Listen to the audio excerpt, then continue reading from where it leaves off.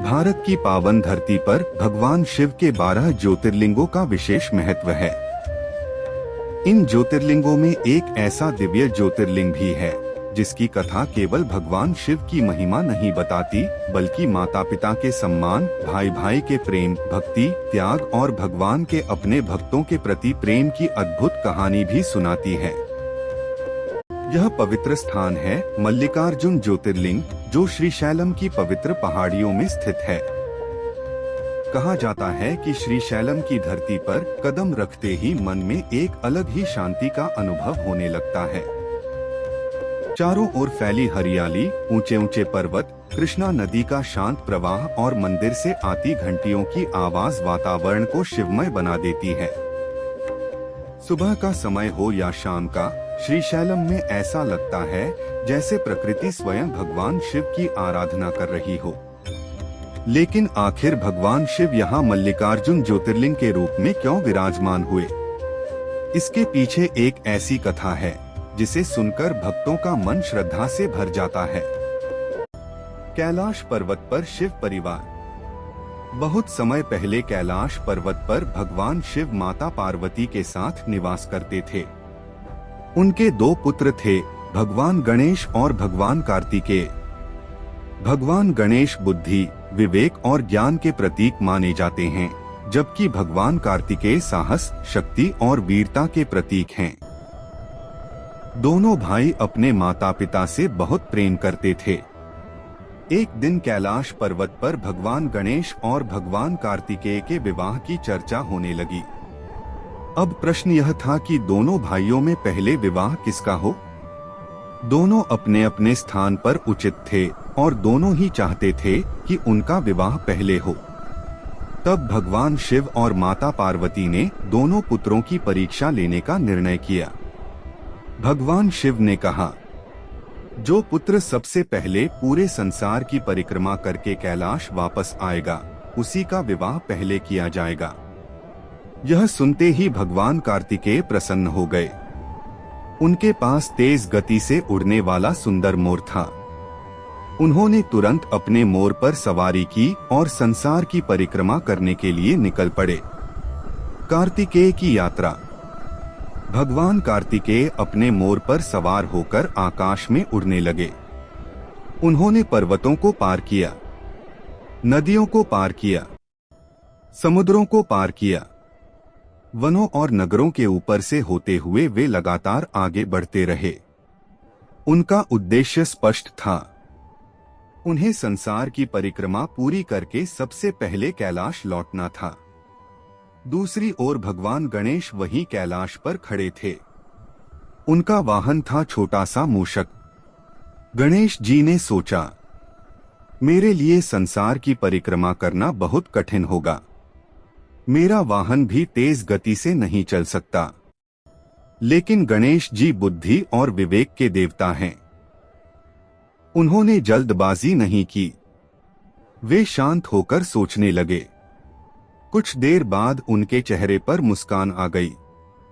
उन्हें अपनी समस्या का समाधान मिल चुका था। गणेश जी की बुद्धि। भगवान गणेश अपने माता पिता के सामने आए। उन्होंने भगवान शिव और माता पार्वती को प्रणाम किया। फिर उनकी 7 परिक्रमा की। भगवान शिव और माता पार्वती यह देखकर आश्चर्यचकित हुए। उन्होंने पूछा, गणेश, तुम यह क्या कर रहे हो? गणेश जी ने हाथ जोड़कर कहा, मेरे लिए मेरे माता पिता ही संपूर्ण संसार हैं। इसलिए मैंने आपकी परिक्रमा करके पूरे संसार की परिक्रमा पूरी कर ली है। यह सुनकर माता पार्वती का हृदय प्रेम से भर गया। भगवान शिव भी गणेश जी की बुद्धि और भक्ति से अत्यंत प्रसन्न हुए। उन्होंने गणेश जी को विजयी घोषित किया। इस प्रकार भगवान गणेश का विवाह पहले हुआ। कार्तिकेय को जब पता चला, उधर भगवान कार्तिकेय अपनी संसार यात्रा पूरी कर रहे थे।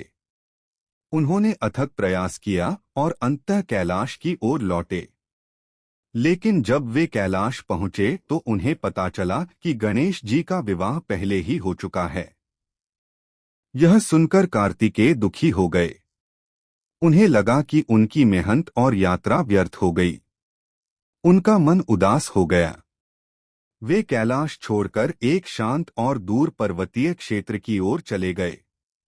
कथा के अनुसार वे क्रौंच पर्वत की ओर गए और वहां रहने लगे। माता पिता का पुत्र प्रेम। जब माता पार्वती को पता चला कि कार्तिकेय उनसे दूर चले गए हैं तो वे बहुत दुखी हुईं। भगवान शिव भी अपने पुत्र से अधिक समय तक दूर नहीं रह सके। माता पार्वती ने कहा, स्वामी, हमारा पुत्र हमसे दूर चला गया है, हमें उसके पास जाना चाहिए। भगवान शिव ने भी यही उचित समझा। दोनों कार्तिकेय को मनाने के लिए उनके पास गए, लेकिन कार्तिकेय का मन अभी भी दुखी था। वे अपने माता पिता से प्रेम करते थे, लेकिन उन्होंने एकांत में रहने का निश्चय कर लिया था। भगवान शिव समझ गए कि पुत्र को जबरदस्ती वापस लाना उचित नहीं होगा। उन्होंने निर्णय लिया कि वे अपने पुत्र के निकट ही रहेंगे। मल्लिकार्जुन नाम का रहस्य। अब सवाल आता है कि भगवान शिव को यहाँ मल्लिकार्जुन क्यों कहा गया। मल्लिका नाम माता पार्वती से और अर्जुन भगवान शिव से जोड़ा जाता है। इस प्रकार मल्लिकार्जुन नाम में शिव और शक्ति की संयुक्त उपस्थिति का भाव दिखाई देता है। श्रीशैलम में भगवान शिव के साथ माता भ्रमरांबा देवी की भी पूजा होती है। इसलिए यह स्थान शिव और शक्ति दोनों की आराधना का महान केंद्र माना जाता है। माता भ्रमरांबा की महिमा। श्रीशैलम में मल्लिकार्जुन ज्योतिर्लिंग के साथ माता भ्रमरांबा देवी का मंदिर भी अत्यंत प्रसिद्ध है। माता भ्रमरांबा को देवी पार्वती का स्वरूप माना जाता है। भ्रमर का अर्थ होता है भौंरा या मधुमक्खी। धार्मिक परंपरा में माता के इस स्वरूप को एक दैत्य के विनाश से जुड़ी कथा के साथ देखा जाता है। माता ने भ्रमर का रूप धारण करके दुष्ट शक्ति का अंत किया था। इसी कारण यहाँ माता को भ्रमरांबा के नाम से पूजा जाता है। इस प्रकार श्रीशैलम में भक्तों को भगवान शिव और माता शक्ति दोनों का आशीर्वाद प्राप्त करने का अवसर मिलता है।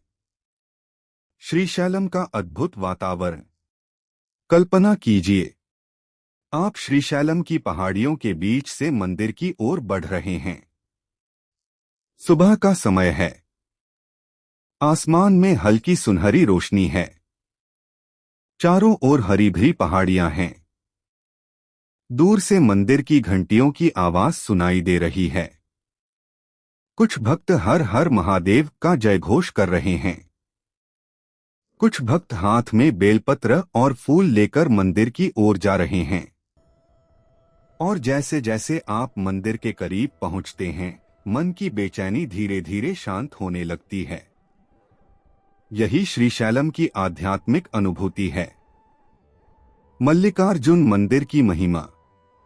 मल्लिकार्जुन मंदिर प्राचीन दक्षिण भारतीय मंदिर वास्तुकला का सुंदर उदाहरण है। मंदिर परिसर में अनेक धार्मिक स्थल हैं और इसकी दीवारों तथा स्तंभों पर सुंदर नक्काशी देखने को मिलती है।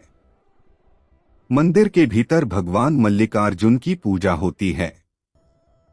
भक्त भगवान शिव को जल, दूध, बेलपत्र, फूल और अन्य पूजन सामग्री अर्पित करते हैं। शिवलिंग के सामने दीपक जलाए जाते हैं और वातावरण में धूप की सुगंध फैल जाती है। भक्त अपने हाथ जोड़कर कहते हैं, ओम नमः शिवाय। शिव भक्ति का महत्व। भगवान शिव की पूजा में बाहरी दिखावे से ज्यादा भावना का महत्व माना जाता है।